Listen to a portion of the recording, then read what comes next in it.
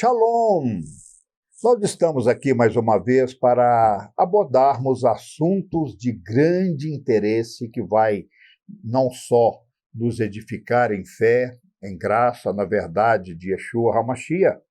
Nós somos judeus messiânicos e professamos a fé em Yeshua HaMashiach, Jesus o Messias. E hoje eu quero falar com você um assunto muito importante, a chamada teologia da substituição.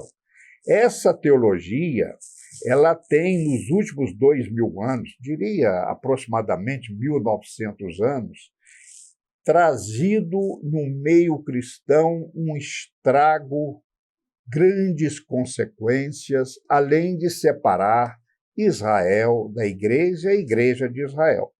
Na verdade, a palavra teologia da substituição, ela não existe assim como um conceito. Isso foi uma terminologia, replacement theology, veio dos judeus messiânicos americanos, que perceberam essa separação da igreja de Israel e tentaram buscar as causas dessa separação. Então, o que é a teologia da substituição? É aquela que afirma que a igreja substituiu Israel, que Deus rejeitou Israel, que as promessas de Israel agora são para a igreja, que a igreja é o chamado Israel espiritual de Deus, como se houvesse um Israel espiritual que não há. Há um Israel físico que será salvo, mas não há essa palavra Israel espiritual, a igreja é o Israel espiritual. Então, essa teologia afirma que não só a rejeição do povo judeu por Deus, mas que a igreja substituiu Israel em suas promessas. Então, ela tira totalmente no plano da redenção do mundo, né, da segunda vinda de Yeshua, não é? Ou a primeira vinda para os judeus, que Israel não está no contexto dessa volta. Bom, então a gente pode rapidamente analisar as causas, não é, da igreja com Israel, pelo menos duas causas para essa separação. Primeira, houve uma culpa dos judeus no primeiro século. Por quê? Lembram vocês que Yeshua era judeu, Paulo era judeu, os apóstolos eram judeus, os discípulos eram judeus, a igreja era judaica, que permanecia no judaísmo mosaico, no ambiente sinagogal, que Yeshua frequentou muitas vezes, Paulo, Pedro, João, não é? E os gentios entraram depois e eles não eram obrigados a se converterem ao judaísmo, mas eles podiam guardar as chamadas leis noéticas lá de Atos capítulo 15, que nós não vamos entrar no mérito agora. E aí o que acontece? Os judeus religiosos começaram a rejeitar os judeus messiânicos. Por quê? Porque os judeus messiânicos em Cristo, seguidores de Yeshua, eles aceitavam os gentios sem exigir dos gentios a conversão ao judaísmo. Então, esse foi uma das causas que os judeus começaram a rejeitar os judeus messiânicos. Por quê? As sinagogas, não havia sinagoga messiânica e tradicional, havia sinagoga. E lá dentro você ia encontrar judeus tradicionais, ortodoxos, judeus que criam em Jesus, tanto assim que Paulo pregava onde? Em Corinto, em Éfeso, em Roma, nas sinagogas. O ambiente que acolhia Paulo eram as sinagogas. E lá havia judeus e gregos, como diz Atos 18, que estavam presentes na sinagoga. Então, mostra a passagem, por exemplo, de Atos 18, mostra que os gentios, os gregos, estavam também no ambiente sinagogal, crendo, praticando os ritos judaicos, também crendo em Yeshua. Muito bem. E os judeus messiânicos, eles pregavam que como nós pregamos hoje, que Yeshua veio como Ben Yosef, filho de José, filho do homem, ele é Deus, claro, mas veio para uma redenção pessoal. É aquela mensagem que está em Isaías 53, que ele se fez sofrimento por nós, no madeiro, que ele levou consigo as nossas enfermidades, os nossos pecados, não é? E ele voltará como Ben Davi, como rei, o rei dos deuses, rei dos reis. E isso é importante, embora os judeus só conseguem ver a volta do Messias, a vinda do Messias como Ben Davi, como rei, não é? Universal, para implantar na terra o reino dele. Muito bem. Então, esse foi um motivo que também começou a separar a comunidade messiânica, não é? Que incluía os gentios messiânicos, vamos falar assim, no ambiente sinagogal. Bom, e depois também, quando houve o cerco de Roma, em Jerusalém, quando Tito expulsou os judeus, os messiânicos foram os que primeiro saíram. Eles saíram de fato, porque já havia núcleos da igreja seguidora de Yeshua em Éfeso, na Galícia, já havia em Corintos, em Tessalônica, na zona da Turquia, da Grécia. Havia igrejas, havia já comunidades, que eu vou chamar de comunidades messiânicas, porque eram judeus e gentios em Yeshua. Então, esses foram os motivos que levaram os judeus a separarem dessa comunidade messiânica, ou dessa comunidade crente, assim podemos dizer. Agora, houve culpa também dos gentios de Antioquia. Por quê? Porque quando Constantino declarou a religião cristã como a católica, ou seja, como a universal do Império Romano, o que aconteceu? O próprio Israel foi rejeitado, não é? Nós vamos ver daqui a pouco esses pais da igreja, ou os mártires, considerados mártires da igreja católica, que se opuseram veementemente ou fortemente contra os judeus. E aí, então, os gentios que já faziam parte da igreja messiânica foram confrontados com o próprio Inácio de Antioquia, que era um cristão gentio, que escreve no ano 115, ou seja, já no segundo século, que os cristãos ou seguidores de Jesus, não é? Esse nome cristão ainda não estava muito bem propagado, se chamava os do caminho, ou os da seita do caminho, seguidores de Yeshua, eles deveriam se opor aos judeus. E o bispo teólogo, mártir da Igreja Católica, chamado Justino, declarou que a igreja era o Israel de Deus. E isso está no diálogo 11, no parágrafo 5, do diálogo que Justino teve com Trifão, que era um judeu messiânico, não é? Então, depois veio, em 313, o Édito de Milão, que decreta que os judeus seriam queimados se não cumprissem as leis romanas. Então, nós estamos vendo aí que a intolerância do antissemitismo já tem início bem claro no século II, no século III.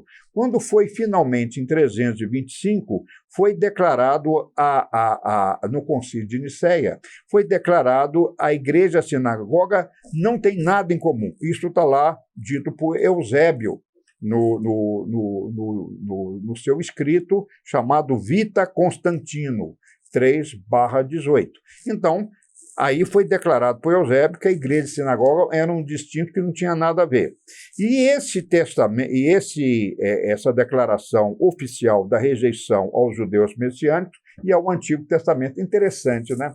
Quando os pais da igreja cristã, no segundo, terceiro e até quarto século, eles não só rejeitam os judeus, mas rejeitam o Antigo Testamento. É como se o Antigo Testamento não fosse a palavra de Deus, como está lá registrado por Paulo em Timóteo, capítulo 3, que toda a Escritura foi inspirada pelo Espírito Santo de Deus.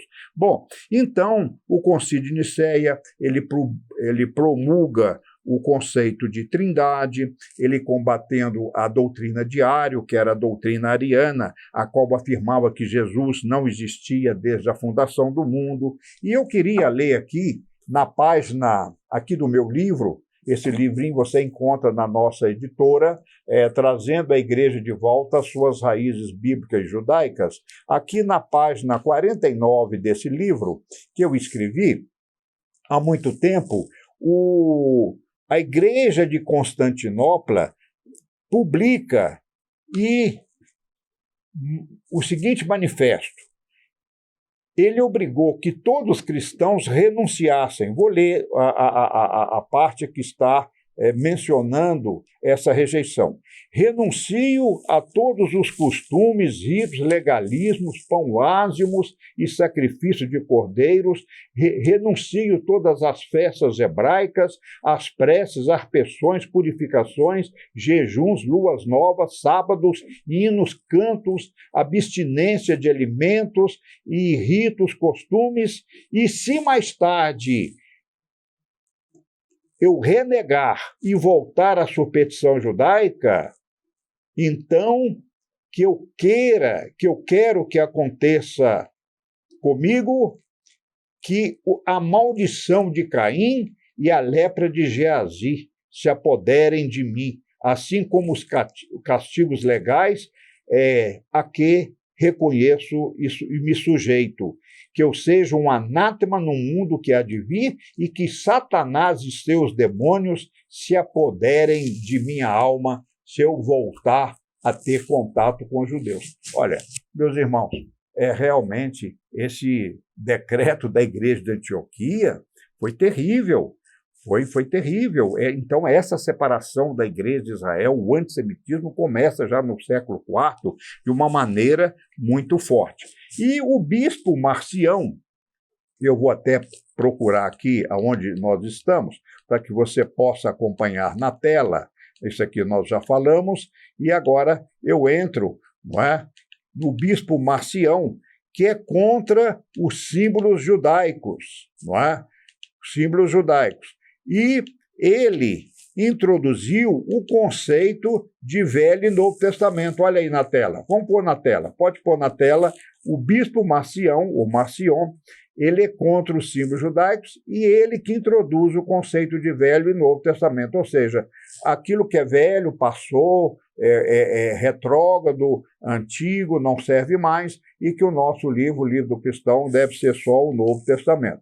Aí, o que acontece? O arcebispo Crisóstomo, que é conhecido como Boca de Ouro, a palavra Crisóstomo, lá de Antioquia, ele escreve 8 sermões contra o povo judeu, declarando os judeus culpados pela morte de Cristo. Pronto!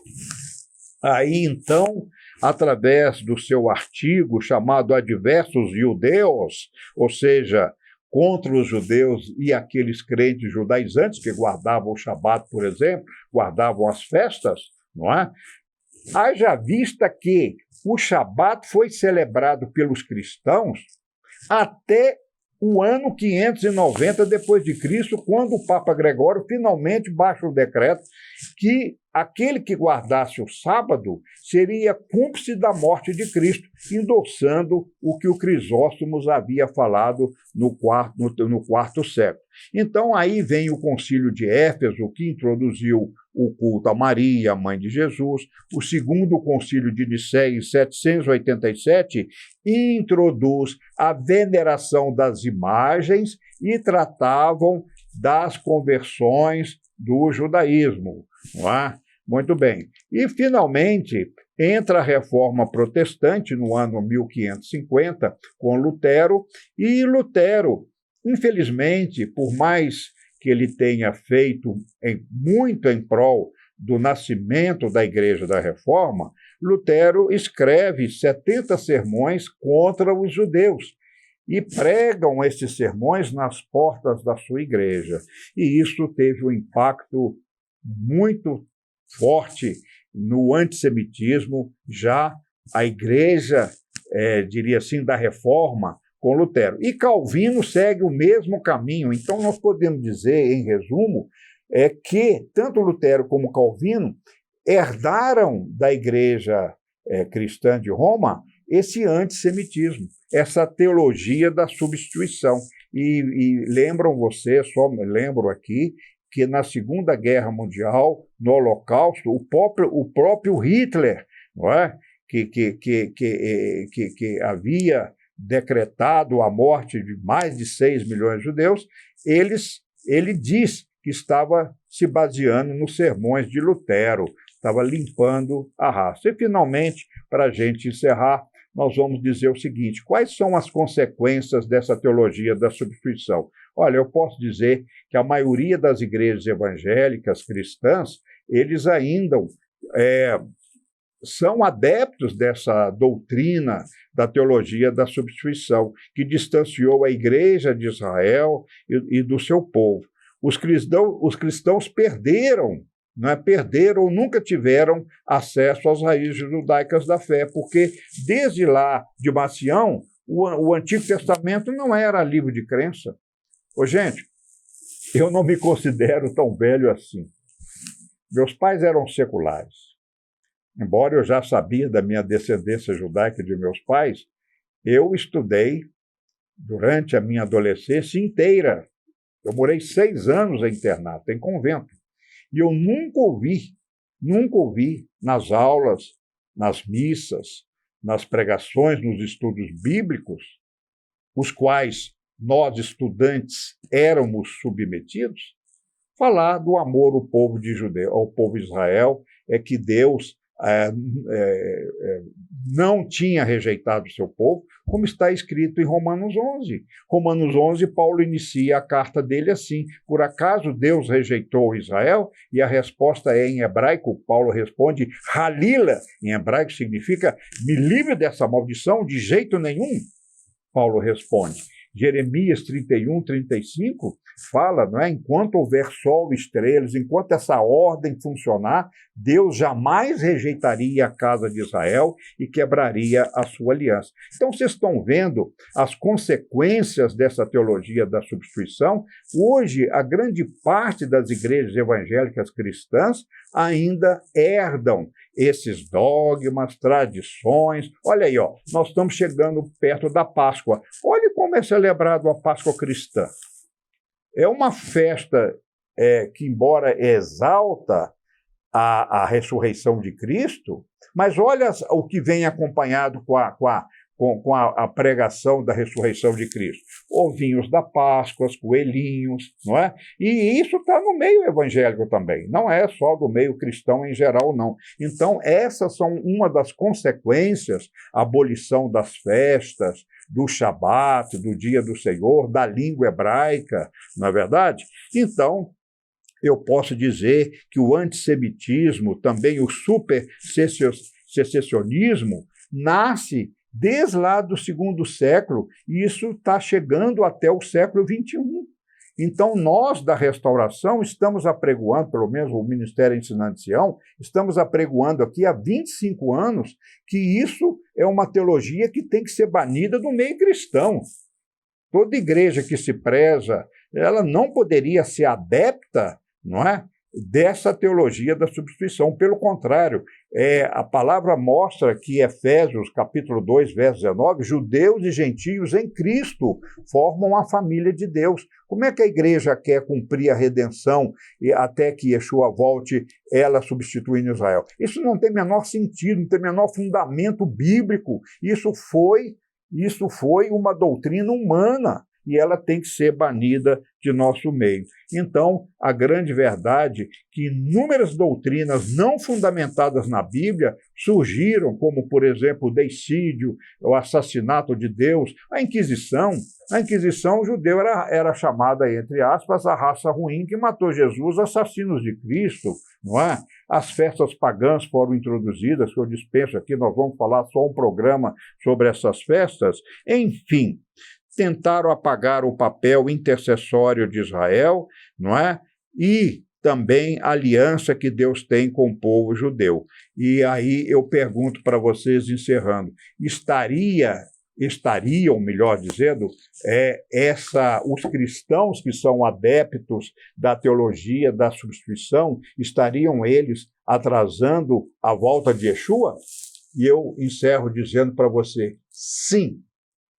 Sim, nós, a igreja, o corpo de Cristo, a igreja, incluindo os judeus, crentes e seguidores de Yeshua, que mantêm as suas tradições judaicas, mantêm as suas raízes da fé, juntamente com aquele que não é judeu, não é? E que está dentro de nossas comunidades, que voltam para a Bíblia, voltam para as santas escrituras inspiradas pelo Espírito Santo de Deus, volta às raízes judaicas de sua fé.